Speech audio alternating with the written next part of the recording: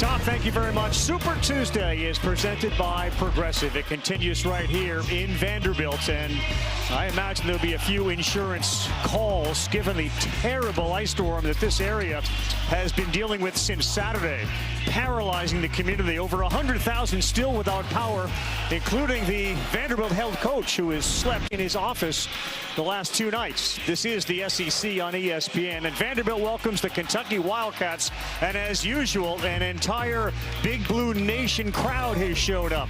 Kentucky, winners of 5 in a row, dealing with a Vanderbilt team that started the season 16-0, lost 3 in a row, and won 1. Thanks to that guy, Tyler Tanner, against Mississippi State. He went for 24 points, 5 assists, 5 rebounds in that game.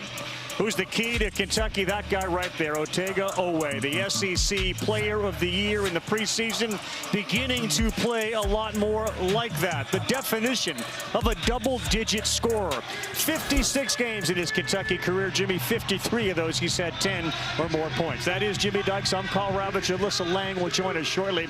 Let's talk big picture here. Kentucky's got a chance, given Vanderbilt's down a man, to make it 6 in a row here. Very impressed with Kentucky's 5-game winning streak. Big Blue Nation is blue-collar basketball, is what Mark Pope has done with his club in the last 5 or 6 weeks. They've cut back the number of threes. The rotation is down to 8 or 9 guys. Rather, they're getting to the free throw line. They're playing some bully ball. They're led by Oweh, who was the preseason Player of the Year, starting to look like it. They've got a chance this week. Vanderbilt tonight at Arkansas Saturday. They win those 2 games. Ooh. We have to start talking about Kentucky being a real threat for this SEC regular season title. Now we'll hear from Alyssa in just a little bit. Meantime, on the floor, it is Vanderbilt wearing their home whites. Kentucky, of course, in their traditional blue. And Vanderbilt is without their other guard, Duke Miles, who has been so important to them, so important to Tyler Tanner. And he's got a lingering knee issue that keeps him out of the lineup. Yeah, that's a big hit to Vanderbilt tonight. As a result, Tyler Tanner is going to have to be a 40-minute guy at that point guard spot. Duke Miles, the second leading scorer and best overall defender for Vanderbilt, is out for what we think is another 2 or 3 weeks. So a lot on Tyler Tanner, who's capable of handling it, but he has to be outstanding tonight on both ends of the floor. Tyler Tanner simply cannot get in foul trouble this evening. Jalen Washington will jump for Vanderbilt, and Moreno has been terrific lately for Kentucky. A very big lineup given the Miles injury for Vanderbilt. Tanner really the only guard on the floor, as Oweh has Washington on him. They go down low to Moreno, who works the baseline and has it knocked away. Look at the Vanderbilt lineup with Tanner, and then literally 4 big guys, including Okereke, who's their backup point guard, as they knock down the first one and lead it 2-zip. Right, that's about as big as Vanderbilt can play. That's an awfully large starting 5 for Vanderbilt. That should help them on the glass, where they have been hurt this year. Tyler Tanner's got 2 to get it going. Oweh gets it down low to another player that's been really good lately for Kentucky. Jelavic, the fade, no good. Rebound, Commodores. They will push it, and Chandler with a challenge. No foul, but another bucket, and it's Vanderbilt 4-0. Vanderbilt on their home floor. They snatch that ball, and they turn it into a track meet. A terrific, not good, a terrific throw-ahead pass by Tyler Tanner. Denzel Aberdeen has really been the point guard once Lowe went out. Chandler, Jelavic, and Moreno. Always first. They are 0 for 3 to start.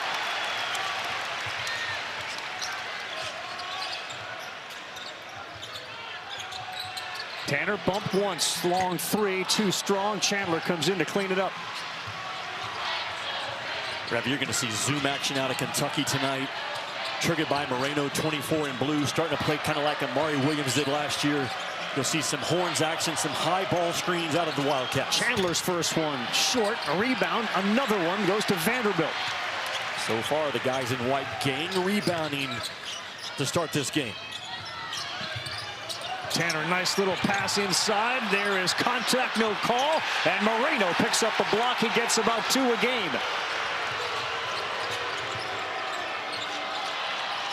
A veteran official crew here tonight, letting them play physically early. 5-on-5, Nickel and Chandler, and he stopped him with his body.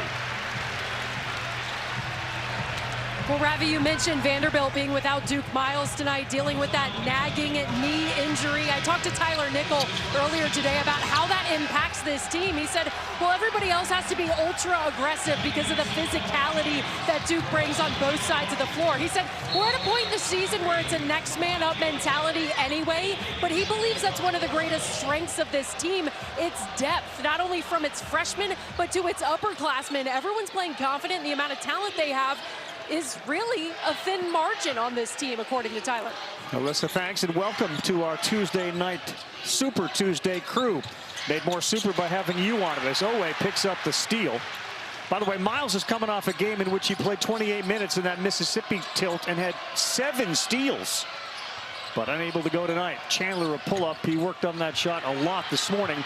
And Kentucky is still looking to break the ice. Kentucky takes a large amount of mid-range jump shots, and they got to be good at them tonight.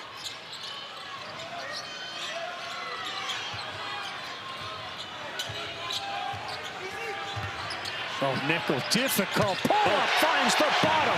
He's the only guy for Vanderbilt that's allowed to take a turn 3. What I mean by that is when he gets into his jump shot, he's turning his shoulders instead of stepping in.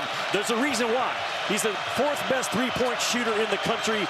Mark Bington gives him that freedom. Still the all-time leading scorer in Virginia high school history is Tyler Nickel, one of 3 Tylers on this team. Oweh likes to bull his way in, had it knocked away. It's retained, and Aberdeen will corner launch. Still without a bucket, Don Daly says keep it here. Tyler Nickel, they call him T-Nick. But this is a turn 3. He gets it on the move. He's turning back to that right shoulder to get squared up. And Mark Bington has a rule with his guys right now. 5 and white is the only one allowed to take a turn 3.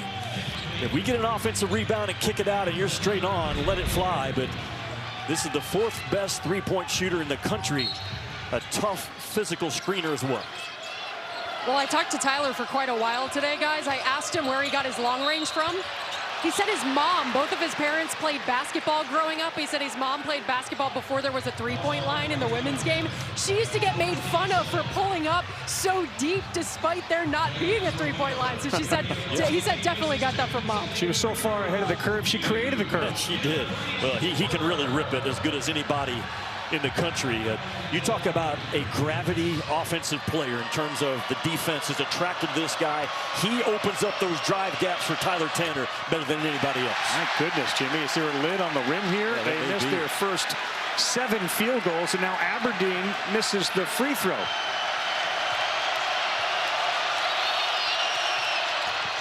Oh my goodness, they can't get one to go through. That one is out of bounds off Dioubate, who is into the game. Also into the game on the other side, Chandler Bing, who wears number 7, and Mike James, a good defender. Well, we know this about Mark Pope's guys in the 5-game winning streak. They have found a way to fight their way back on the road. So accustomed to slow starts, accustomed to fight backs. Yeah, very different team this season in second halves.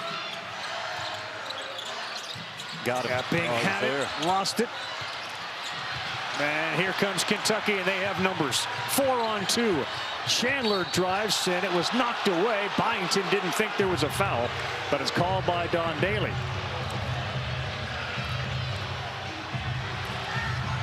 Mark Bington, of course, came over from James Madison. He has done a phenomenal job in his 2 years here at Vanderbilt. I like what he told us today. He said, this is a game that I need 10 timeouts. And the reason why he said it is because Tyler Tanner is the only point guard that he has. Matter of fact, if Tyler Tanner gets in foul trouble tonight, A.K. Okereke, the starting power forward, will be the play initiator for Vanderbilt. Yeah, it wouldn't be Bing, it wouldn't be James. He said it would be Okereke. And finally they get one to go in as it rolled over the rim from Chandler, who's played a lot better lately too. He was dealing with the flu. He made the inbounds pass to Moreno on the buzzer beater against LSU, and a game-clinching steal did Chandler against Tennessee. He just gets stuff done. He's one of those kind of guys, like that kid from Arizona last night, Karchenko. Guys that just make winning plays for 2 hours. Watch out. Yeah, Nichols, that's a little too strong. Well, that is his spot, though. That 45-degree slot is usually money for 5 in white. Bing is their terrific on-ball defender. Oweh with a blow-by. Traffic rebound, Dioubate, who'll kick it to Aberdeen, who comes right back into it. 3. Another miss. Ice cold here in Vanderbilt right now. And a run out, Bing thankfully couldn't get it, but then the guy behind him, James, unable to make the play. Aberdeen flies to the basket. Well, Aberdeen has really come on at that lead guard spot. Now that time he's a rim cutter in transition. But anytime Aberdeen scores 11 points or more, Kentucky is 9-1 on the season. That's how important his numbers are. Washington, Jalen no good as it rattles around. And just like that, Kentucky's got a chance to tie after going 0 for 7 to start. Bad play, Chandler. Picked off by Tanner. 3-on-1. Nickel gets the roll at the rim. Revy, great job by Tyler Tanner to keep that ball in his paw just a half second to allow Tyler Nickel to catch it and not have to put it on the deck. Cats are 1 of 10 to start this game. Good hands, Nickel, Daly, and it is now Vanderbilt basketball. He and Todd Austin took a look at each other, decided we'll go with the Commodores. When we come back to a frigid and frozen Nashville, the community has been touched by what has happened over the weekend. It has also affected our head coach, Mark Bington. We'll talk about that with Alyssa when we come back.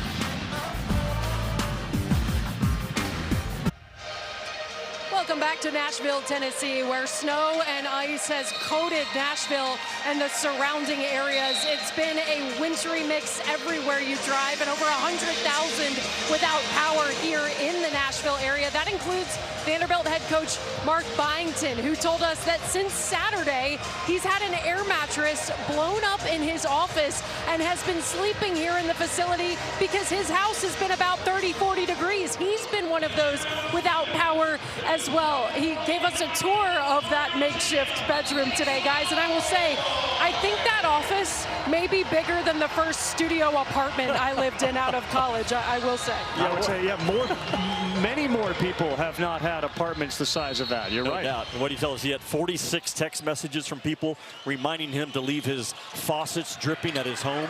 The best part of the story is his office, Ravi, has motion detector lighting. Yeah. He says he has to turn the lights off, jump in bed, and not move. If he turns over, the lights come back on. What a deal the last 3 days for Mark Bington. He said, Mark, you could put some black tape over those lights. You know, they wouldn't know it. You wouldn't see it. As Tanner banks one in off the window. He said, when you're sleeping, you're not thinking that way. No, you're not. And Tyler Tanner, I judge great guard play by what they do below the free throw line. He grades out about 90% on his decisions, 15 feet and down. And he drives that ball. The gap opens up. He's so smooth. He's not the biggest kid, Ravi, but he uses his quickness to bounce off at contact, stay under control. Just a tough cover. His 3 in white. And a heck of a job by Washington to help clear space, which freed up Tanner. They get it in, then they lost it. Here's Tanner again. Little dish. Washington deflected away from behind. Tanner will reset. Good hustle defense. I believe it was Dioubate who got back. Tanner found a wide open lane, and did Washington help clear the path again? Yeah, the Gortok screen is exactly what it is. Calipari calls it the highway screen, but Tyler Tanner in the paint right now is a real problem for the team in blue. Tanner's got 6. Jasper Johnson launches. That's no good, like so many of their shots. Now 1 of 11 from the floor. Boy, that big lineup for Vanderbilt paying off big time on the boards early. That's a foul. Okereke just threw Johnson to the ground, and the refs saw it. Right here, Ravi. That's a screen assist. He's going to seal off Aberdeen. Washington does.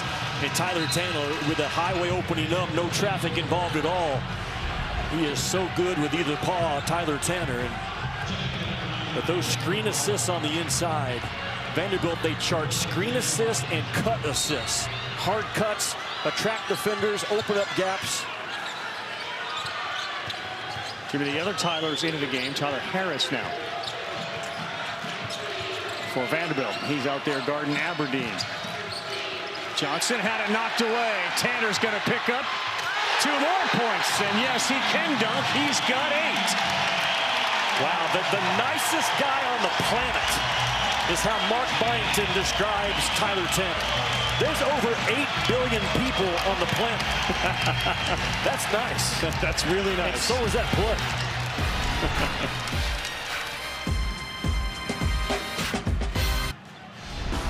Tyler Tanner was a two-time Gatorade Player of the Year out of Brentwood Academy, the same high school as Darius Garland. And he had a lot of intense workouts this past summer with DG. And a lot of those workouts, not only offensively, but just how to play as a defensive point guard. Awfully good with their hands. This Vanderbilt team, Ravi, is a small team. They don't just sit down and guard. They gamble with a high IQ. They put two on the ball. They early help, but they are very good with active hands around that ball, ripping and running. Both Tanner's parents played basketball at Rice. Spoke to him earlier. He said he stopped playing his mom in one-on-one when he was about 10, because that's when he started to beat her, and it was his dad around 14 that he stopped playing one-on-one against, because dad didn't like to lose either. A three finally falls, 15-7 underway with a whole bunch of turnovers, 4 in the game for Kentucky to start. Injuries to both teams tonight a factor. Injuries all year. In fact, injuries under Mark Pope throughout his tenure have been a big story, as McLaughlin knocks down a corner three. Well, they need that from McLaughlin. Only his 5th made three-pointer out of 22 tries in conference play, but that shooting position at the 4 spot, a huge part of Vanderbilt's offense. Oweh, no good, and a rebound by number 8, Tyler Harris. Well, just no second chance opportunities for Kentucky early. Moreno's about set to check back in. Tanner freed himself up. Looks like it's off to the right, and it is.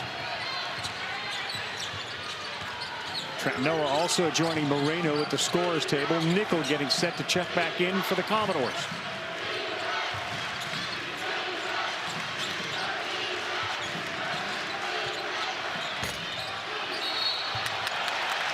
They're going to get the push off underneath on Garrison. Johnson just sort of walked into a contested three, Jimmy. But you get what you demand in practice, and Mark Bington has demanded physical checkouts the last 2 days. It's paid off early.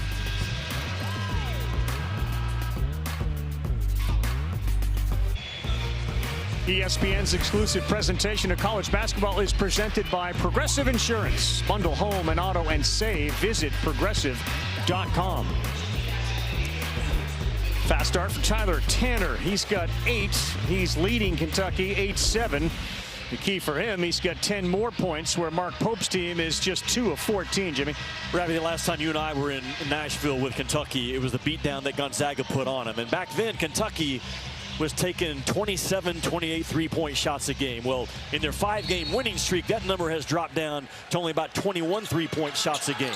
Half of their attempts so far in this game have been from the three-point line. I'm sure Mark Pope talked in that timeout. We got to get back to who we've been. Get that ball inside, drive downhill, get to the free throw line, and start making some body blow plays. They got Trent Noah on the floor, who is a good three-point shooter. And that one is missed down low. And they will push. Aberdeen could use it. No good, too strong. Dioubate kept it in bounds, and that may cost him a couple, maybe 3. No, Tanner missed badly, and they'll keep it right here. McLaughlin was held underneath. Jimmy, tomorrow night's ESPN2 men's college basketball doubleheader. How good was Keyshawn Hall and Auburn against Florida, the game we saw? They've won 3 in a row. They get Dalen Swain in Texas to 7 Eastern, 6 Central. And then Kingston Fleming, such a special player. 42 Saturday against Tech. He leads Houston against David Punch and the Horned Frogs. Yeah, Keyshawn Hall has vaulted himself into the SEC Player of the Year race 7 games in. He was outstanding in Gainesville on Saturday. Just the one guy that Florida did not have an answer for, especially in that first half. And big time win by Stephen Pearl, the best of his young coaching career. Yeah, we talked to him before that game. He goes, nah, it's not an ideal matchup against Florida, but they basically went in there and imposed their own game on Florida. And from jump to the end, they held on to win it. You and I will be back in Gainesville Sunday on ABC, Alabama at Florida. And a lot of fuel in that game. Strength on strength there. That one comes up short. Good job by Dioubate. This is going to be with us too, Jimmy, in Gainesville. It's supposed to be about 30 degrees in Gainesville as Florida gets ready for its own cold snap. Kentucky goes spread pick and roll. Again, designed to drive that ball downhill. Can they get Moreno going down low? He's got a height advantage on everybody in white. Aberdeen, the penetration, he had him. Moreno's underneath with good position. Thrown up and in, and it will count. Well, I think that's the message Mark Pope said to his guys in the last time out. I know Aberdeen had an open three in transition, but the next half-court offensive possession, a couple of ball screens designed for Aberdeen. Kentucky's offense has been at their best when they have kind of freed Aberdeen up to work off of a ball screen, kind of playoff script. And talking with him today about learning the point guard spot for the first time in his career. The game's starting to slow down. He's starting to see the floor open up more. But if he can get to that logo, man, that's good news for Kentucky's offense. He's been so good from the free throw line coming in. Had made 32 of 36 in conference play. He missed his first two, but he knocks down that one to convert the three-point play. But that's why you want him getting downhill. Okereke, three ball, rattles home. They got their third of the night. What a story Okereke is. And he was a walk-on at Cornell, really just a normal student. The basketball guys saw him on campus and said, hey, did you play in high school? Next thing you know, he's a starter at Cornell, now a starter in the SEC on a top 25 team. Yeah, most kids at Cornell, Jimmy, aren't normal students. No, that's an Ivy League school, and as a kid that went to Ithaca in the same town, they're not. They're just smarter than most other people. Did any of that Cornell stuff rub off on you? I tried. I did have the College Town bagels. They were very good. Tasted the same. Dioubate blocked there by Okereke. Loose one is picked up by Noah, but that is going to go the other way on a violation on a shot clock. Vanderbilt has been really good playing defense with their chest. I was with Mark Bington in Vanderbilt in the Bahamas for 3 days. He talked about your chest matters every time I was with him at a practice, in timeouts, and they are so good, I think, at squaring you up and coming hard with defensive help because they're a small team. Kentucky so far in the game has managed 2 assists on their made baskets, which have been just 3, but they've also turned it over more, 5 times. Good cut there by Nickel. Kick to McLaughlin, 3. Got it. Man, they're on fire right now from downtown. 4 of 9. And their lead is growing to 14. It all started with Okereke playing off of 2 feet, because now the shot fake, the ball fake, kept the ball moving. Really well done. Oweh, Dioubate, confused in the lane. Oweh puts his head down, takes it hard. He's so good at that. Dioubate had it banged into. And on the other end, Chandler with a block, Tanner with a follow. Yeah, but I appreciate the effort by Chandler. Again, a guy that just figures it out and makes plays. But the white jerseys won the foot race to that loose ball. What a start for Vanderbilt. In a frozen city, but a hot gym.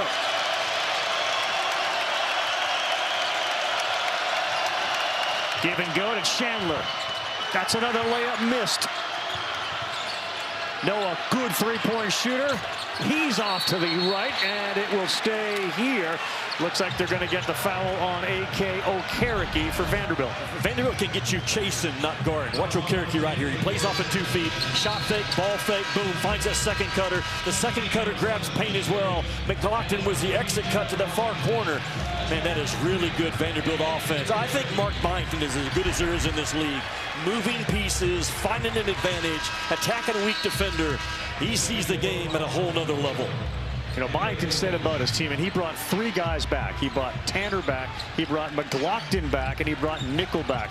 And he thought Nickel and McLaughlin would be absolutely huge pieces, and that Tanner would make a leap forward, certainly not to the degree that he has. But McLaughlin doesn't do all the sexy things. He does the dirty things, and he's done just what Bington wanted. And tonight, 2 of 2 from 3. Yeah, and then finally Kentucky gets something done, because Vanderbilt, they're playing one-on-one post defense. You've got to make them pay. Good job by Moreno with a high release. Late pass nearly picked. Nickel gets it. He knocks down a 3, and they are not missing from deep right now. You do not gamble on the 4th best shooter in college basketball. You gamble, you make a mistake, bam, makes you pay. 29-12. Yeah, Kentucky all out of sorts, and Well, they say it was deflected. Bington didn't see it. He's got his hands up. A lot of one-on-one right now for the Cats to Oweh on the baseline. Denied. McLaughlin with the block. Well, you want a hard-playing team, recruit hard-playing dudes. That's what Mark Bington has built this Vanderbilt roster with. McLaughlin takes a shot, boom, right there across the chin. But the very next possession, he comes right back rock solid. Only 4 made threes in conference play coming in tonight. He's already banged a couple. 99 in white, seen a good rim early.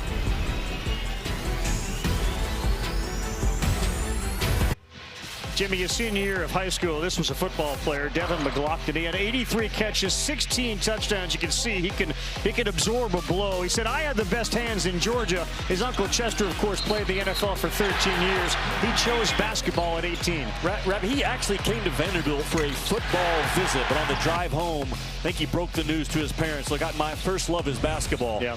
And man, how good has he been? Already banged a couple of twos, got 6 rebounds. The 10 minutes that he's played, I think he's a big key to this Vanderbilt club going forward. If he can continue to make threes from that 4 spot, man, does that floor open up for a Vanderbilt offense that's already hard to guard. Senior 6'8", 230, Jimmy. He was only a 3-star basketball recruit. He had one Power 5 offer out of high school. Well, guys, I was just listening in to the Kentucky timeout, and assistant coaches really emphasizing the fact that this team has not played tough enough, challenging the toughness that they've seen from this group so far. Interestingly enough, when I talked to Oweh earlier today, I asked him what ignited the 5-game SEC win streak. He said the Missouri game, which was the last loss. He said we were not intense enough to be able to win that game. It changed something. They're going to need to find that again. Boy, Jelavic and another miss, man. A lot of fadeaway shots within the paint. It stays 29-12. They are 4 of 23. Well, where does toughness show up? First of all, the rebound number is 19 to 12. Here you go. Shows up that way with a steal and a stuff by your leader, Oweh. Talking to Oweh today as he walked back to his hotel. He said, you know, the turf toe really set him back. He went all summer, Ravi, without playing ball. Yep. And it took him a while to get physically ready to go, but mentally to get his confidence back. And probably felt the pressure of being the guy this year for Kentucky, but man, the last 5 or 6 weeks he has come on. From the St. John's game till tonight, he has been the guy for Kentucky. Tanner kick back. McLaughlin tries again.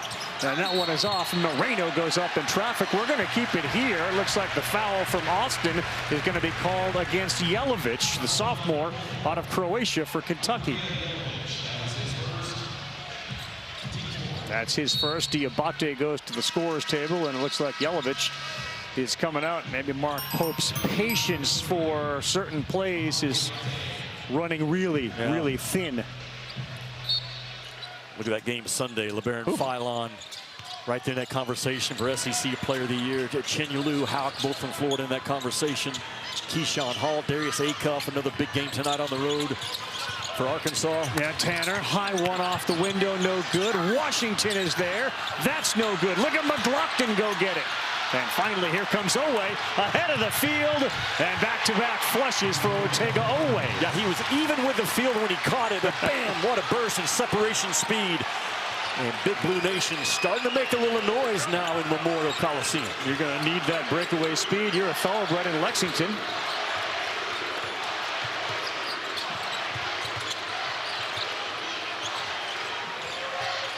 And before I get crushed on Twitter, it's Memorial Gym. I know it. Thank you. Tanner, no. Chandler, yes. How about Bada Bing with a steal? Oh, and he's going to go to the line to shoot 2. I just don't think Kentucky has answered that toughness challenge that Alyssa talked about. Just that one sequence where Vanderbilt got 3 offensive rebounds and went in that loose ball battle as well. Look inside. Washington, McLaughlin, they kind of seal you on the inside, and then our guy Chandler Bean comes in and just rips it from Chandler. Man, the effort plays, those 50-50 plays, Vanderbilt winning the majority of them so far. Yeah, guys, Tyler Nickel told me today that Chandler Bing flies around in a way that makes him not look like a freshman at all. He makes those blue-collar plays that he said make our system go. Mark Bington told us today that his trainer said that he's the strongest freshman he's ever coached.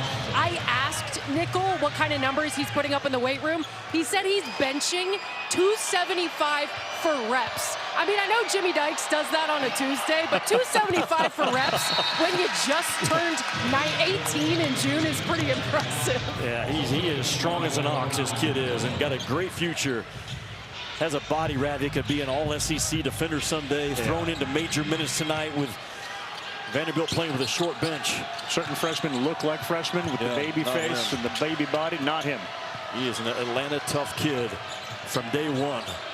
30-16. Last 5 minutes going to be critical here. As good as Kentucky has been in second halves, they got themselves quite a deficit. Good job there by Bing to cut off Oweh. He continues to power his way in. That was deflected. He grabs his own rebound, and Noah will launch and bury it. How about the effort by Oweh? Because he got choked off with that logo with good defense, but fought for that extra possession.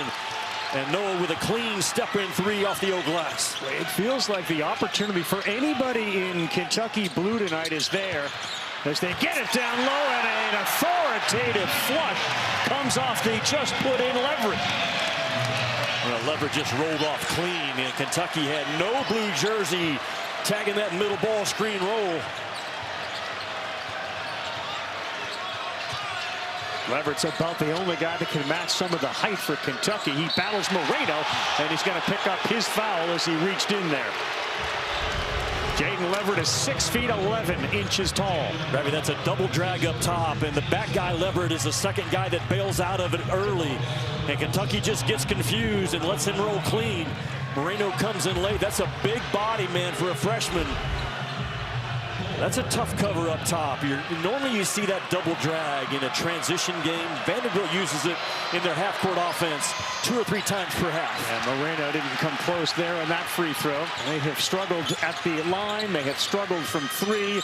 And overall from the field, just 7 of 27. Bington calls out the play.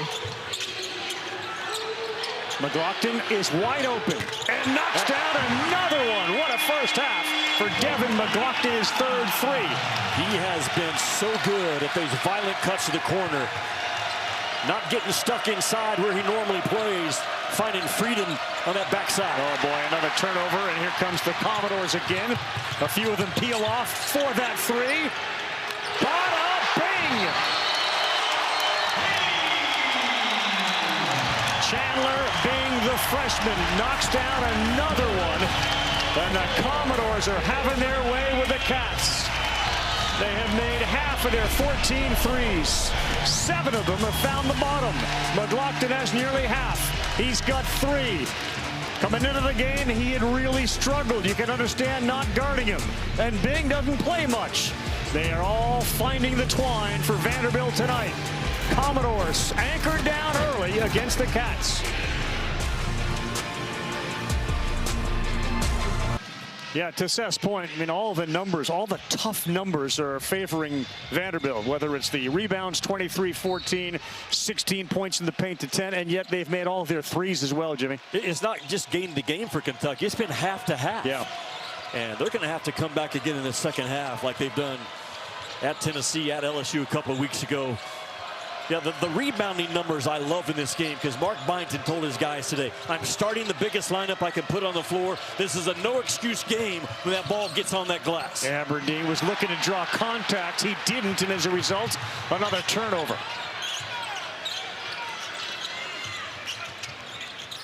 Yeah, to Seth's point, too, there's just a confusion. Look, they've been injury-riddled for the entire season. They lost their point guard again this year. And there is confusion and the identity of what offense Mark Pope's team is trying to play game to game. Tanner saw his man. A nice job by Oweh to get back there, a former football player as well. Well, Kentucky has been, I think, at their best offensively in the second half when they've played from behind. I say that watching film because they just kind of put Aberdeen in ball screens, started getting downhill, getting off of script. And they're going to have to do it if they're going to fight their way back in this one. Shaden Leverett's playing some positive minutes for Vanderbilt tonight. Tanner's playing with just one foul, and he takes it hard, and it was denied by 3 Wildcats, but one of them was going to get whistled for a foul. He's got that ball on a string, does he not? Sure does. Thursday night, women's basketball double dip. Olivia Miles, the 12th ranked TCU. They take on Kansas in our first game at 6 Eastern, 5 Central. And then Louisville against Stanford at Maples Pavilion, both on the ESPN app. Talked about Olivia Miles, Jimmy, 19 points a game, 7 rebounds, 7 assists as well. You know who is also rolling right now in women's college basketball is the SEC. Ravi, 10 teams in the top 25 out of the SEC. South Carolina, Texas, Vanderbilt, LSU, and Oklahoma all in the top 10. And I think there's a pretty big gap between UConn and the rest of college basketball in the women's field. But the SEC has 3 or 4 teams in a one-game situation. Could be that team that takes UConn down. Leverett gets a wild applause as he exits the game. Tanner makes both free throws. He's shooting about 92% in conference when it comes to free throws, and a 10-0 run has Vanderbilt doubling up Kentucky. And Tyler Tanner only 1 foul in this first half. Kind of the game within the game storyline.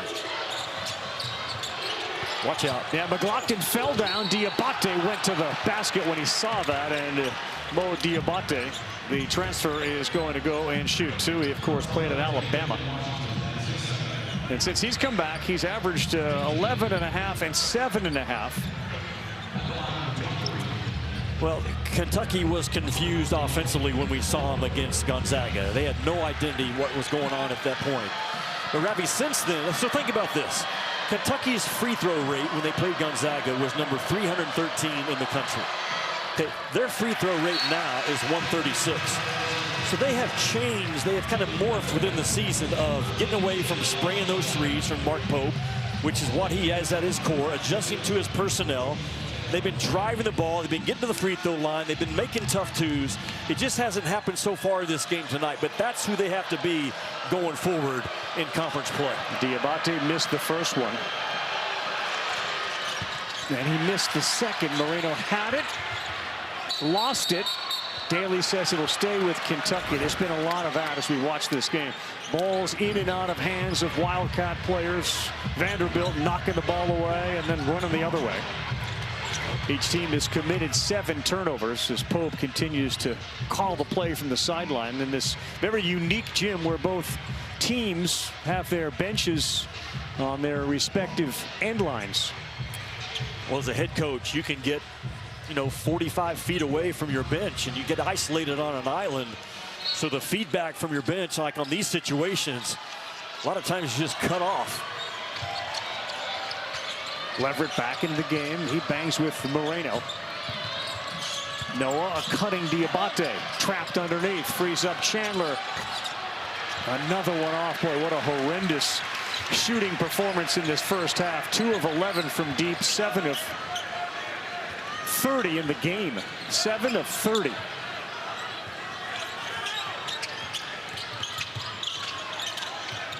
Tanner's got an even dozen.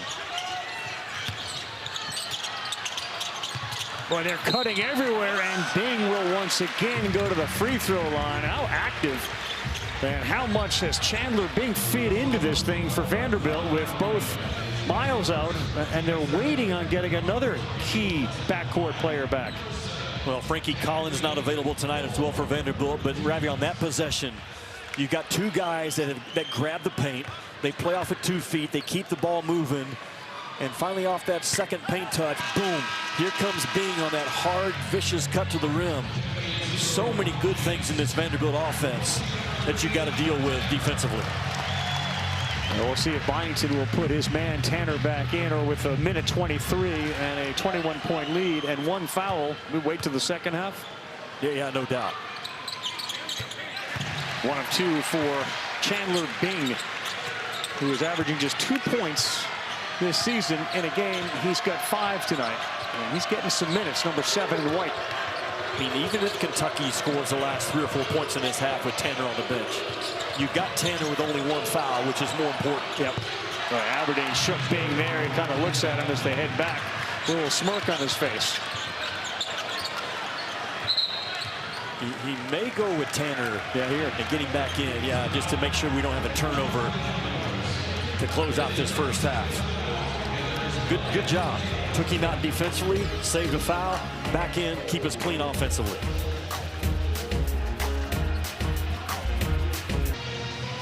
It's a great sign for a coach when your team does listen to what you're saying. Now, look, the last 4 games, Jimmy, they've been out-rebounded badly. I'm sure this wasn't the first time that Bington said, we got to be tougher, we got to go get the rebounds, but maybe this is evidence that tonight it's working. They're a plus 11, 26-15 overall when it comes to rebounding. But it is the first time he's played with a jumbo lineup. Tyler Nickel at 6'7" as the 2 guard. Mark Bington may have stumbled onto something even when they get fully healthy, because this jumbo lineup has been really good for the Commodores. Tanner is back in for the last 50 seconds, at least on the offensive side. And he and McLaughlin play hot potato with it. 8 on the shot clock. He blows by Dioubate. The finger roll is no good, and Dioubate now has it.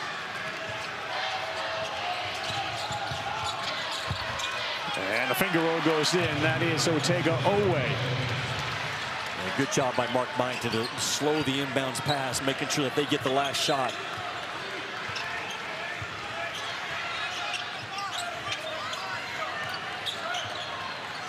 Oweh is 3 of 11 from the floor. He's got 6 points. Tanner leads the way with a dozen and the ball right now. This would be a screen-to-screener action. All the way, threw it up hard. Leverage there. He gets the offensive rebound. Tanner and Dioubate are down on the ground. That shot goes off the rim. And let's see if Dioubate is okay underneath the Kentucky basket. He is. And they're all smiles right now. Guys like Leverett contribute in a big way. As you take a look at this statistic, the largest halftime lead against Kentucky since 2008. Vanderbilt led that game in 08 by 30. They lead this one by 20. It feels like it could be 30, Alyssa. Coach, how would you assess this lineup without Duke Miles out there tonight? Yeah, we did a good job on defense. It's probably the biggest thing. We held them. They had 4 points for the longest time. Our defense got going. The offense got a bunch of transition points. So we're guard was helping our offense. What were you chatting with the official about just now? Tyler Tanner's getting hammered down there. They're going to protect him a little bit. Thanks, Coach. Boy, a walk-off for Bington as he goes back to his bedroom. I mean, his locker room. Hey, win or lose, it's a short walk back home tonight for Mark Bington. McLaughlin was terrific. He had 9. They shot 47% and clamped down on defense. The Jeep halftime report is ready to go. Welcome back to Super Tuesday, presented by Progressive Insurance with Alyssa Lang, Carl Ravitch, Jimmy Dykes, Vanderbilt all over. The Cats in the first half lead it 43-23. At the top of the telecast, Jimmy talked about how it's important Tyler Tanner stay out of foul trouble and have a big game. Check, check. Yeah, no doubt. And Kentucky got popped. We've seen Kentucky play with fire during this 5-game win streak. Big deficit. They fought their way back. Man, they got their hands full tonight. Tyler Tanner and Devin McLaughlin have been the toughest guys on the floor and the most skilled guys on the floor. Tyler Tanner only has 1 foul, which is huge. He's driven the ball about any time he wants. His hot hands have resulted in 3 steals. He's one of the best point guards in college ball with a slight frame, but man, is he shifty and gets off at contact well. Devin McLaughlin, you're going to see him take a shot right here. Former high school tight end, has a lot of toughness about him. Yes, he's made 3 threes. The most important thing, right there, Ravi, 9 rebounds, man. He has almost out-rebounded Kentucky by himself. Just quicker to the ball, tougher to the ball, stronger with his hands. And man, what a first half summary for the guys in white. Yeah, we talked about no Duke Miles for Vanderbilt. They've gotten very good contributions from many players. 8 minutes from Jalen Washington, 9 from Bing off the bench. Leverett gave them 5 good minutes. It has been an all-around team effort, but we've seen Kentucky play much better in second halves during this run. Can they continue it? Not with a start like that. An easy layup for Nickel. Vanderbilt gives Kentucky a little bit of their own medicine with that flex cut on the baseline. Kentucky has used during this 5-game win streak.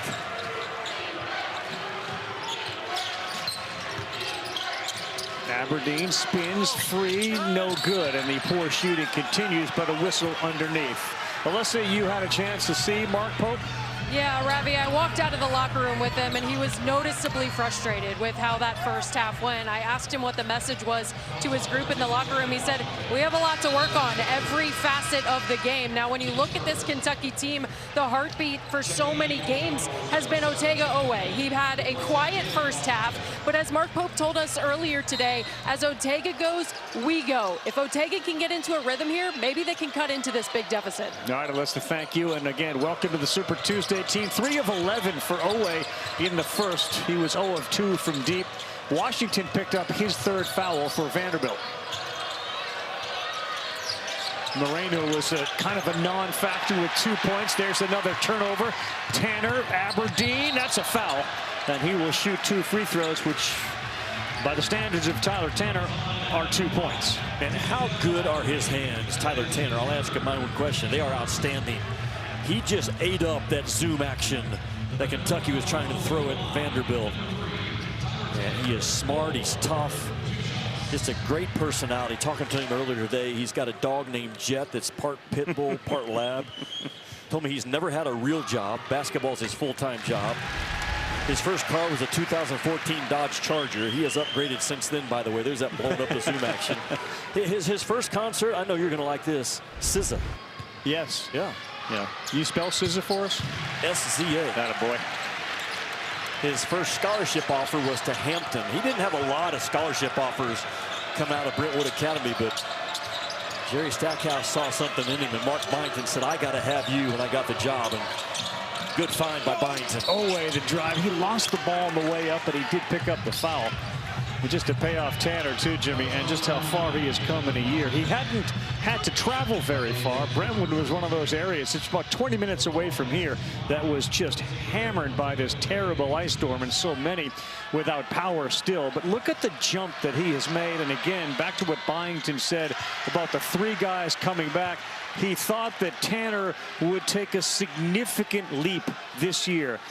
That's a little more than significant, is it not? Well, it is, but what Mark Bington saw in this kid last year was he was the only player in the country last year, Ravi, to have over 50 assists, over 50 steals, and fewer than 15 turnovers on the year. That's what Mark Bington saw in his lead guard going forward. Well, there he is in the paint, and that time he took it up against Jelavic. That didn't work. Oweh the push, Aberdeen. They keep drawing it into the paint, and they keep missing down low. They had one denied. Jelavic.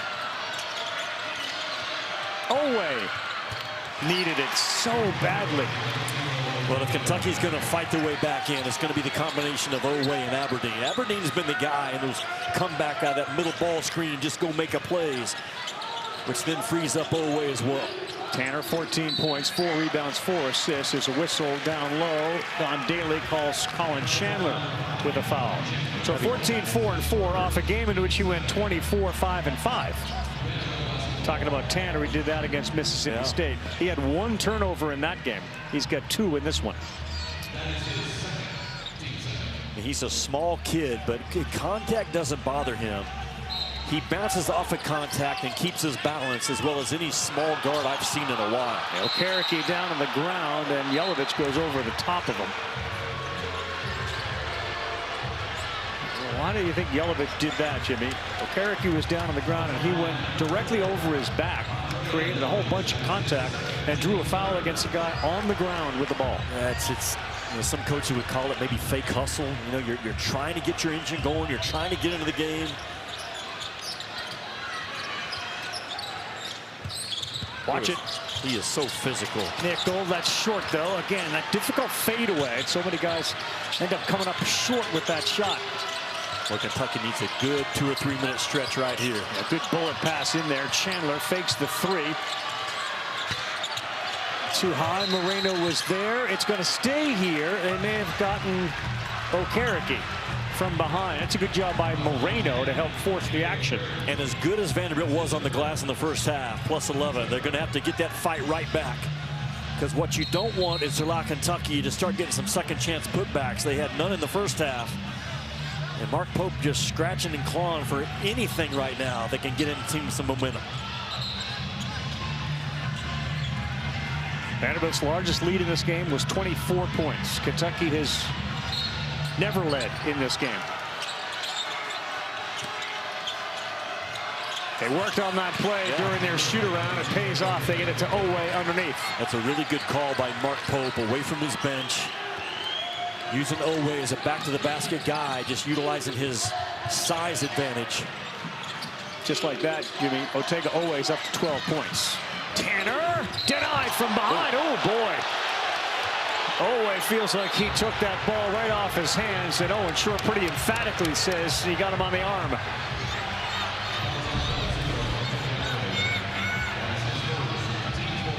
Well, it was ball and then arm and then body by Jelavic.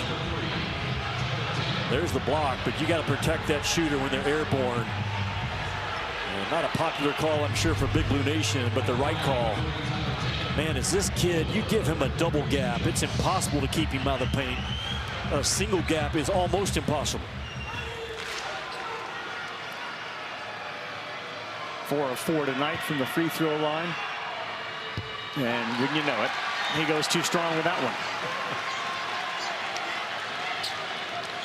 He set the Vanderbilt freshman steals record last year with 55. And great guys that are good with the ball are also really good active hands around the ball, and this kid is it.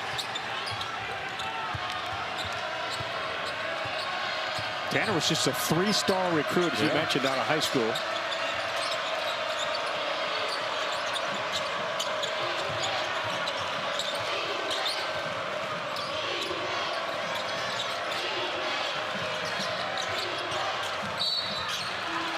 They get McLaughlin, and we will lay out for Alyssa. Well, thanks, Ravi. I want to show you our star-studded ESPN NBA Wednesday doubleheader. We've got Donovan Mitchell and the Cavs hosting LeBron and the Lakers. 7 o'clock Eastern, then Wemby and the Spurs in Houston squaring off against KD and the Rockets. Of course, Ernie, Kenny, Charles, and Shaq tip off our coverage at 6. I just wish Jimmy would let me borrow the jet to get to Houston for that game tomorrow night. Really rude that you didn't, Jimmy. But you just now asked, so we can talk about it afterwards. Then I believe Alyssa goes to the West Coast. Yep. Then she's going to red-eye home Saturday morning and then be in Gainesville with us for that ABC game, Alabama, Florida. The run out, Chandler, nice job to get back there to pick it off. Aberdeen, this is a big one for Oweh. That is blocked. How about the effort? Flying back was Chandler Bing. And what a turnaround this could end up being. They had an open 3. But because Oweh has an awkward, slow release, it allowed Bing to come in and take away the look.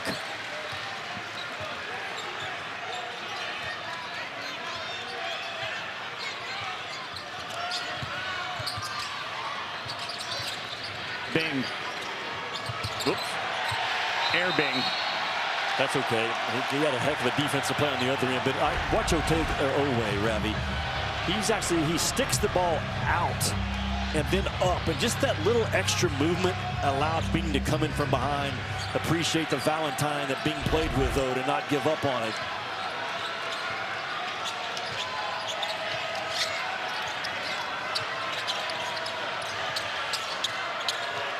Jelavic, a high arcing 3, and that's off, and Moreno got banged out of there by McLaughlin, who picks up another rebound. He's now in double figures with rebounds.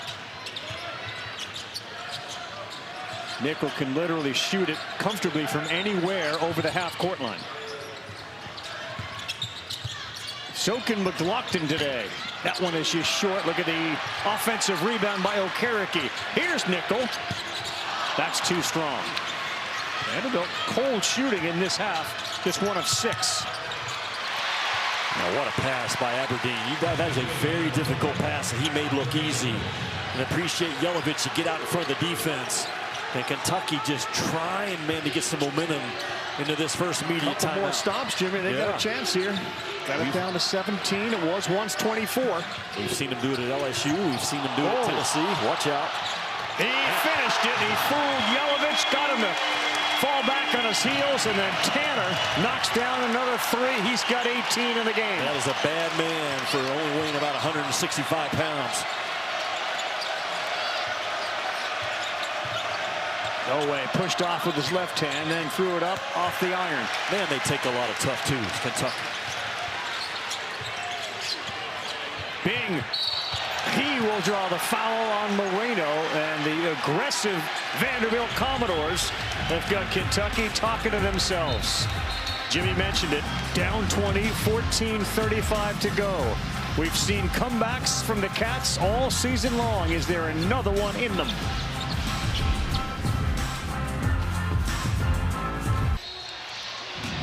All right, Jimmy, so you're saying there's a chance, and you say that because it's happened twice this year from pretty deep double-digit deficits against Tennessee and against LSU. Wildcats roared back at Tennessee to walk away with a hard-fought, close victory, and this is all part of this 5-game win streak. Well, but they've been playing with fire. They got away with it at LSU and against Tennessee, and I credit them for the comeback.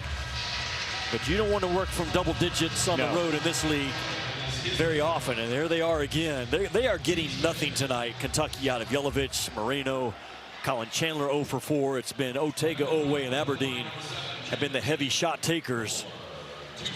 You're down 20 on the road against a Vanderbilt team that's not turning it over. They're rebounding the basketball. They have an elite point guard that is controlling this game. Talking about Tyler 10. Bing is getting a lot of minutes, man. He averages about 8 a game. Tonight he's pushing 15. And to your point, you look at Kentucky, Oweh and Aberdeen have 22 of the 31 points. None of the big guys, none of them have more than 2 points.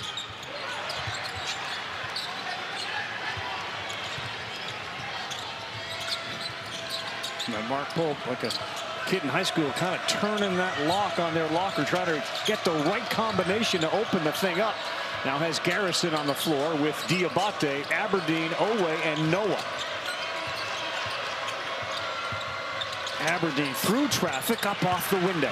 That is their comeback offense if you go back and watch film. In the second half, they get off script and they just say Aberdeen, middle ball screen, get downhill, take a Oweh, some dribble handoffs. That is the threat right now for Kentucky. Yeah, is there defense here from the team in blue to stop the Commodores? Too deep, and it's going to draw a foul on Oweh, who is visibly frustrated. He's talking a lot to himself and his teammates. As Oweh picks up his second personal. The preseason SEC Player of the Year. As Jimmy talked about, he had a turf toe, which really limited his play in the fall. The senior out of Newark, New Jersey at 6'4", 220. So much on his shoulders this season. But he's learned to play with joy, talking with him today and accepting the pressure of being the guy. But he's the first to admit, he told me, it all starts with me and my motor. If my motor's not hot, then I have to answer for it. And Kentucky's played hard tonight. They just haven't played well enough. Garrison is forced into a timeout before a 5-second violation. More on Ortega Oweh on the other side with Alyssa Lang after this. Welcome back to Nashville, Tennessee. You're watching the SEC on ESPN. We've talked a lot tonight about Ortega Oweh and what he means to this Kentucky Wildcats team. When I talked to him earlier, he said that pressure is a privilege. For me to be a leader of a team like this one, when we're facing adversity or when we're winning, that is a privilege to me. We've seen him talking to his teammates throughout the course of the night, working through some of these frustrations. I said, was there ever a moment in your basketball career where you look back and if you were able to tell that version of yourself where you are today, they wouldn't believe you? And he said, yeah, when I was in 7th grade, he walked away from the game for a period of time. He said there was a lot going on in his personal life. He wasn't able to prioritize the game of basketball, and he didn't know where that was going to lead him, if it was going to lead him back to the game or not. He said that version, 7th grade Ortega Oweh, probably wouldn't believe where I am now from a leadership standpoint for BBN. Certainly some adversity to work through tonight, but he told me that the brotherhood that this team has built together is a big reason for why they refuse to come apart at the seams no matter what happens. Thanks, Alyssa. I'd never heard that story before, that in 7th grade he nearly walked away from the sport. And now playing for the most prestigious basketball program in the country. Aberdeen missed another one down inside the paint, and a near 3-point opportunity goes away. So 2 free throws coming for Vanderbilt. Oweh had one of the most important shots last year in this town for Kentucky. Yes, he did. Took it, what, coast to coast, basically in 4 seconds against Oklahoma in that SEC tournament. He knows how important his productivity is, his voice is, his energy, his preparation. It's not gone Kentucky's way tonight, obviously, but they come in winning 5 in a row. And they've done a lot of good things, but boy, Vanderbilt tonight has just been the absolute better team. And again, it just speaks to how hard it is to win in this conference away from home. You know, Pope was telling us, too, a lot about the expectations at Kentucky. We know about them. We all talk about them as that ball's knocked. Where was he going? Off of bounds, and it's going the other way. Where was Jasper Johnson going?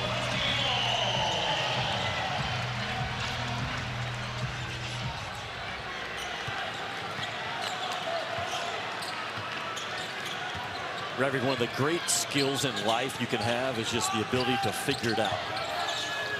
And it seems like Vanderbilt offensively, they have an answer for whatever you're doing to them defensively, and it's shown up tonight.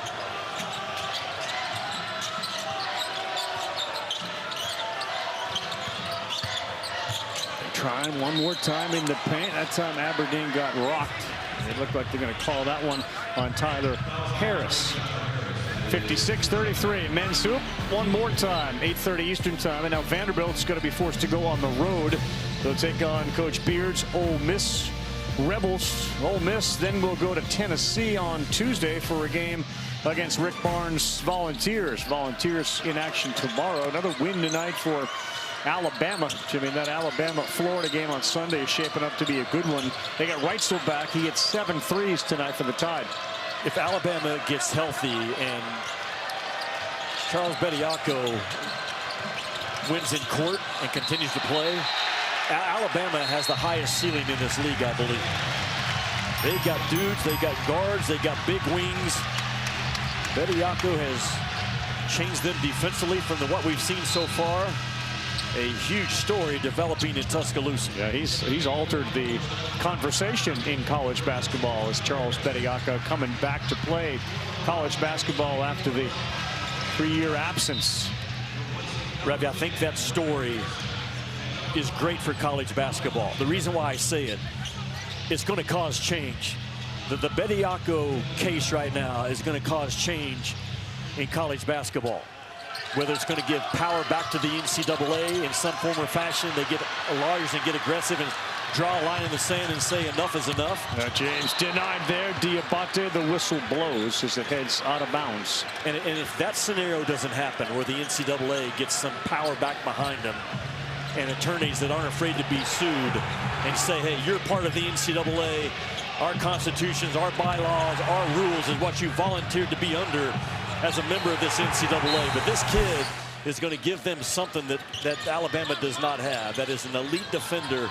The best defensive squad Alabama's had was when Bediako was playing for them a couple of years ago. Ball underneath. James, high arcing three, bottom.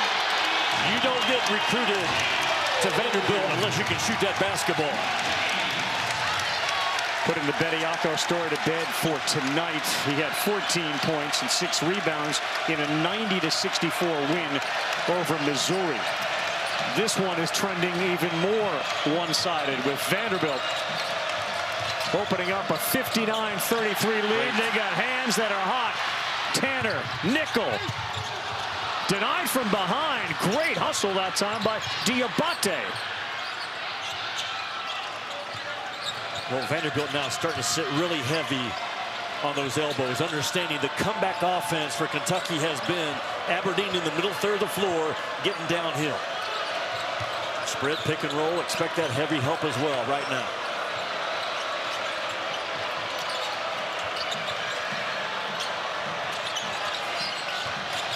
Tanner right in Noah's face, so he takes it inside. That's too strong. Denied there from behind Washington, but he'll pick up a foul. All Vanderbilt tonight in a very, very chilly Nashville, Tennessee. They have been red hot inside Memorial Gymnasium. Nearing 60, up big time over the Cats.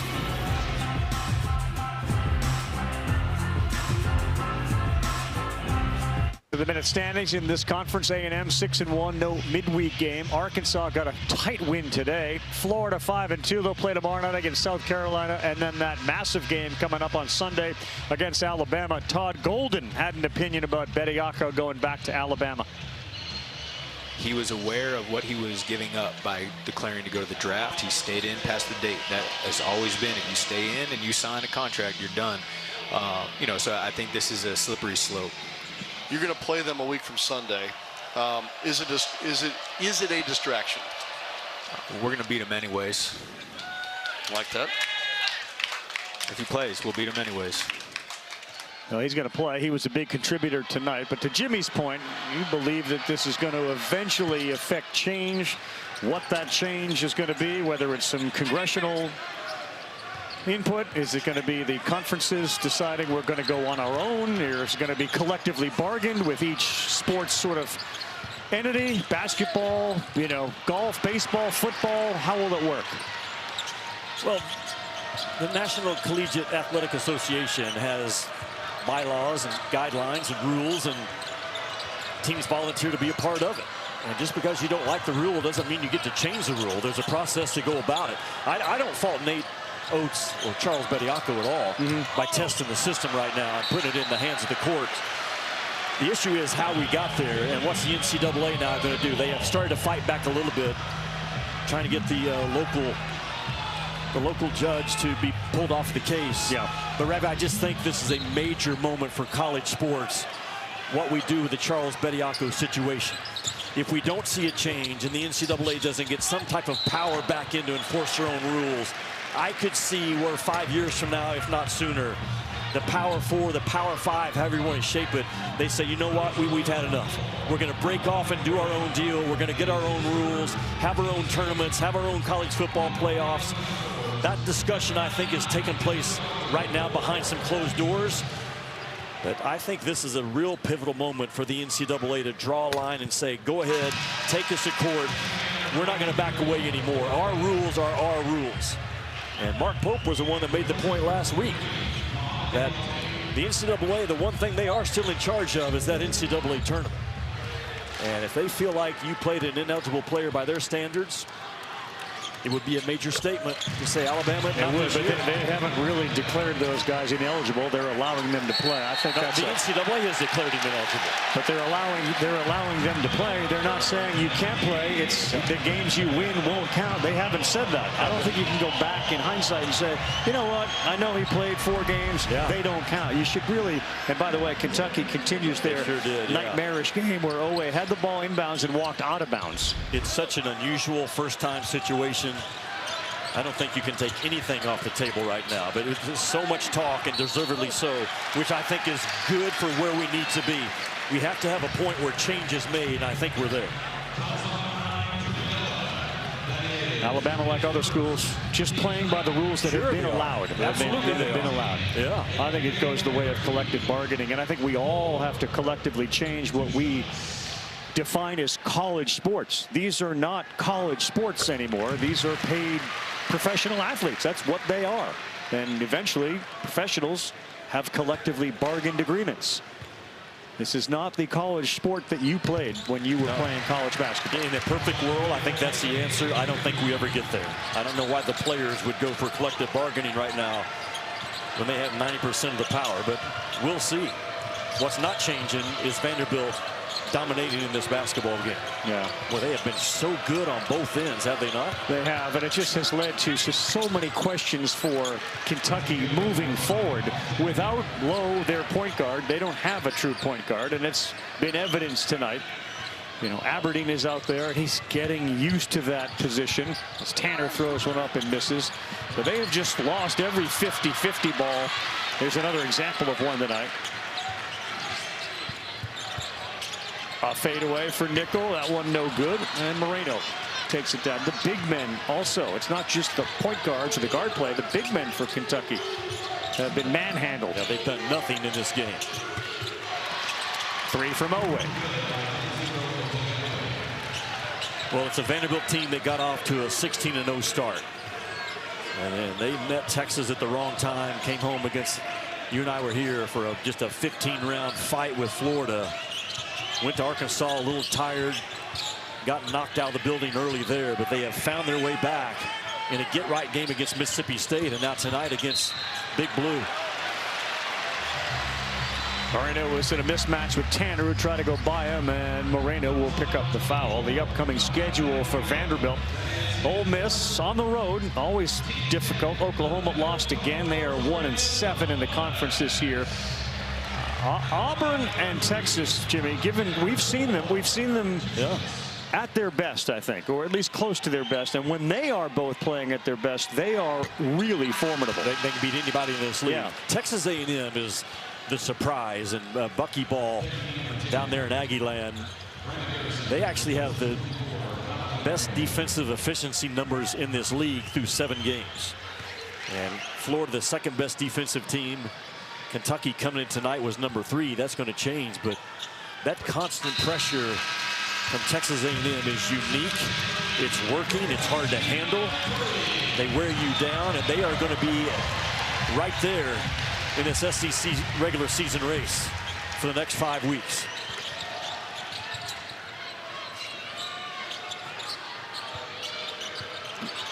They won 5 games in a row, did Kentucky, and you can see it in their body language, in the way that they're reacting to fouls, to missed opportunities. As Noah's 3 is surrounding out. You know, Mark Pope every night seems to have a different message. And even the 5 wins, as you have talked about, were come from behind. They weren't clean, great games. Nickel gets fouled. Oweh frustrated again. Well, they had the miracle finish against LSU, and then really just outplayed Tennessee in that second 20 minutes big time. So they 2 steps forward, 1 step back a little bit. They still have rattled off 5 wins in a row. And Vanderbilt's not going to lose often on their home floor tonight, but to your point about Kentucky, who they are going forward, sticking with their offensive identity. Down to that 8-9-man rotation. Like Seth Greenberg would tell you, all right, Jimmy, what is their offensive identity? Well, their offensive identity has been very clear. They've been a downhill driving 2-point team that has gotten to the free throw line a lot. They've got ball screens for Aberdeen and Otega Oweh. That's who they've been. They have not been a 3-point shooting team in their 5-game win streak.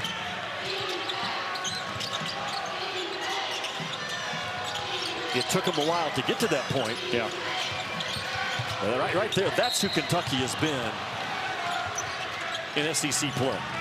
Oweh will go to the free throw line after getting hit in the head. Jimmy, Miami of Ohio, the Red Hawks are 20-0. Nebraska lost tonight.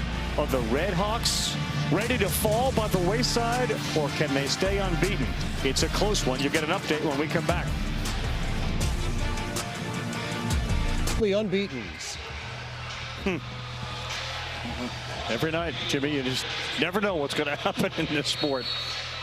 Been an amazing story, the Red Hawks this season. Arizona, too. What a game last night we saw them play against BYU as Oweh misses again. And that Arizona game was over until it wasn't over, and BYU came storming back. Big time block by Burries to save the game. Arizona has everything. They got an All-American point guard, size on the inside. Tommy Lloyd can coach as well as anybody in the country. They're going to be tested out of the Big 12, which we've said all year was last year's version of the SEC is the Big 12 this year. Tell you, Michigan has everything too, don't they? Yeah, if you're going to win the national title, Ravi, you're going to have to play through size this year. The size of Arizona, size of Michigan, Michigan State, Purdue, Duke, Florida. Maybe now Alabama. Back to the Bediako story. I mean, they certainly have held their size. Well, look out. Tanner just went right underneath Dioubate, not a foul, who got off the ground, and they don't call anything. That was a virtual soccer continuation play.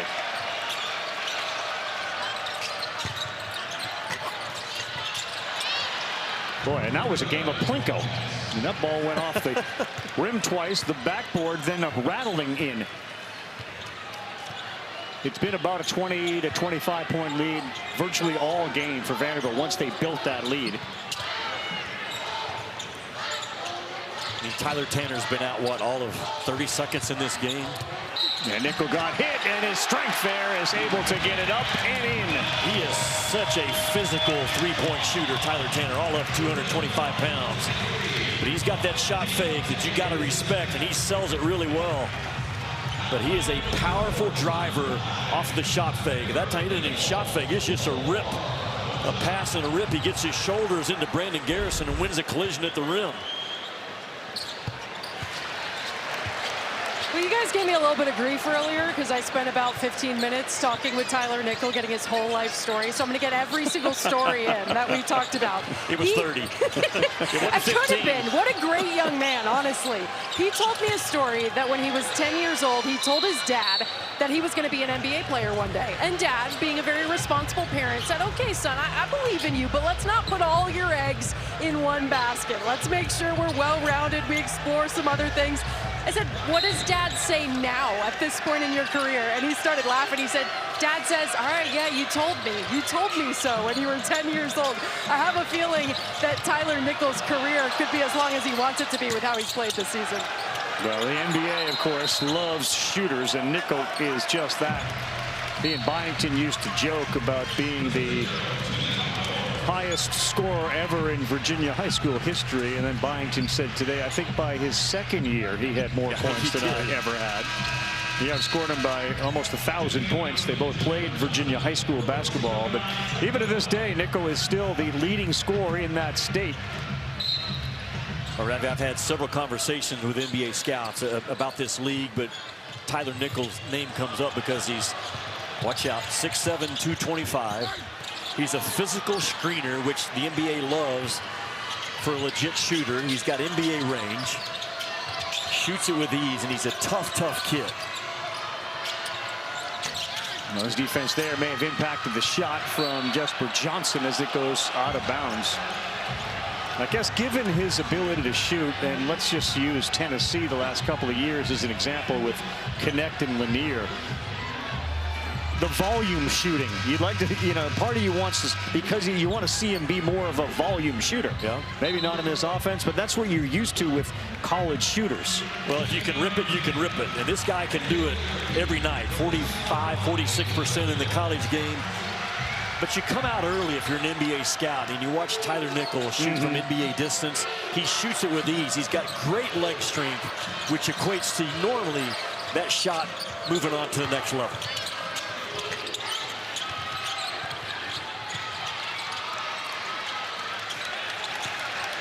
Kentucky's shooting hasn't really improved all game. They remain around 29%, 16 of 54.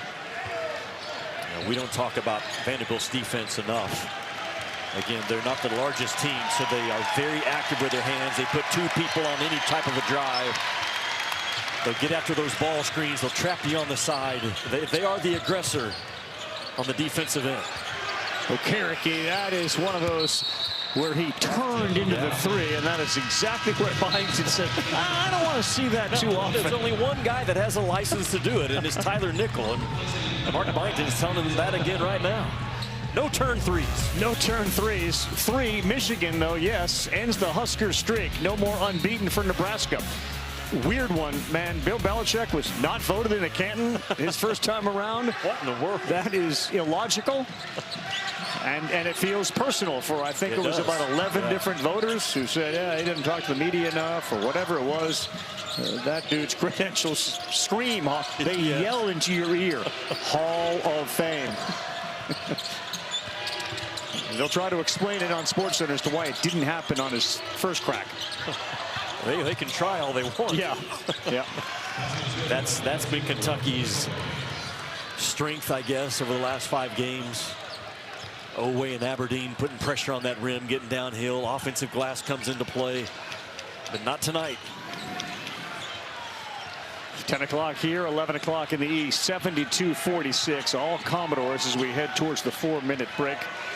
I'll ask you this, and maybe when we come back from the break, you can come up with an answer, but I want you to put the shoes of Mark Pope on and tell me what you do to try to figure this thing out. I want to know what the plane ride home is going to be like, what the message is going to be like, knowing the injuries that you have and all of that. I want you to kind of let it marinate and come up with, you know, a 3-page answer for me, single typed, and you can respond. Well, I can tell you this without letting it marinate. He takes every loss as hard as any coach in the college game. He understands the pressure that he's under Kentucky. The expectations are what they are, is to win national championships. Now, what he still has working for him is this thing's down to 8 or 9 man rotation because of injuries. The chemistry coming in tonight was really good. The role definition was really good. But he will take this loss, and his guys will have to learn from it and flush it out, because they will be walking into a red-hot Bud Walton Arena on Saturday with John Calipari wearing a red blazer instead of a blue blazer waiting for him.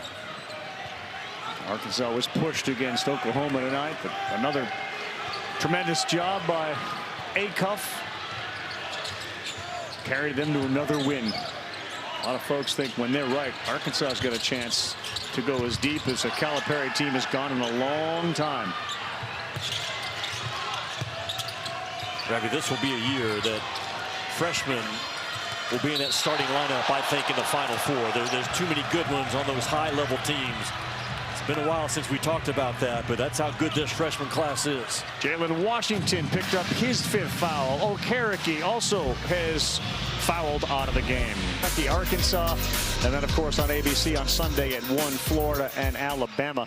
Many of the freshman standouts, and this is like 6 of what, 20? Yeah, you could have 3 more pages with 6 guys on it. An unbelievable freshman class. Okay, is it the best ever of all time? Debatable. It's debatable. If you base it on how good of a pro they became, that 1981 class, Ravi, of Michael Jordan, Hakeem Olajuwon. You could stop with Jordan, Patrick but I got Ewing, you. Charles Barkley, Chris Mullin. That was a pretty good freshman class. Decent. When you consider not only what they did in college, but the NBA. But I think this class is, the sheer number. Yeah, the sheer number, I think, is the difference in this class. Absolutely. You may not end up with 5 Hall of Famers, but you're going to be some significant NBA contributors. No doubt. No, more than contributors, some stars.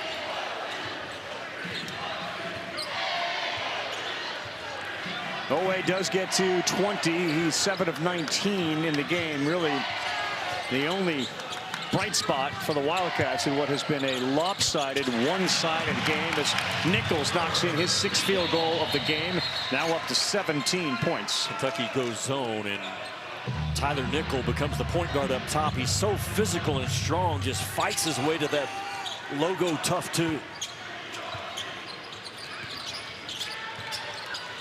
Well, we know that Mark Bington is going to have a very short, enjoyable walk home tonight. Yeah. We do know that. Yep.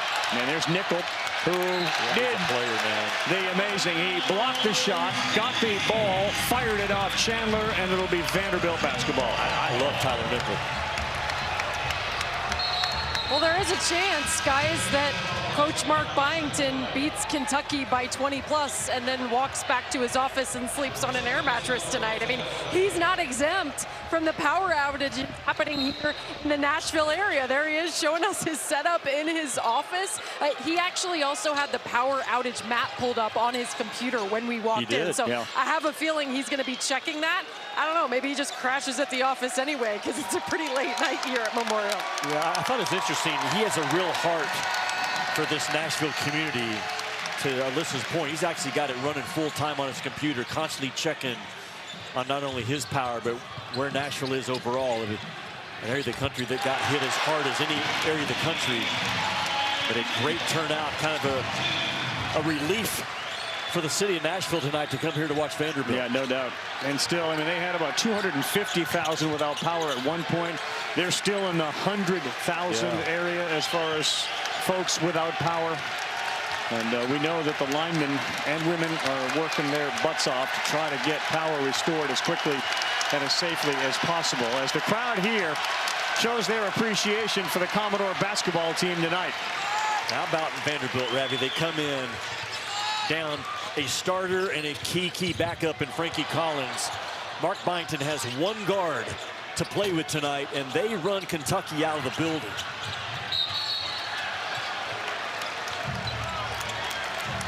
We talk about silver linings. Oweh being it for Kentucky. The Vanderbilt basketball men's program tonight. A silver lining for the fans who have dealt with nothing but sort of dreary darkness, despair, and ice since Saturday. This will be a nice story as Bington congratulates his starters on the way off the court.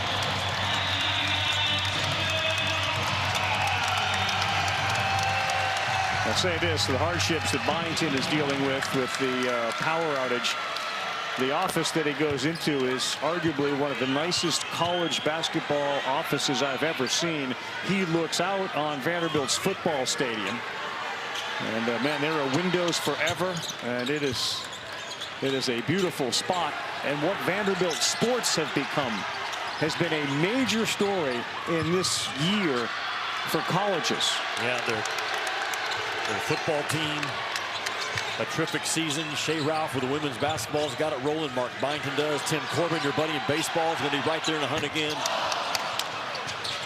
Well, Vanderbilt's had money that they've always poured into their academics, and they're fit for the long haul. Watch out. Bada Bing.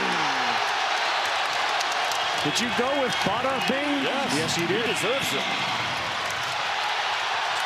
Mark Bington might want to just continue to live in his office with this kind of mojo.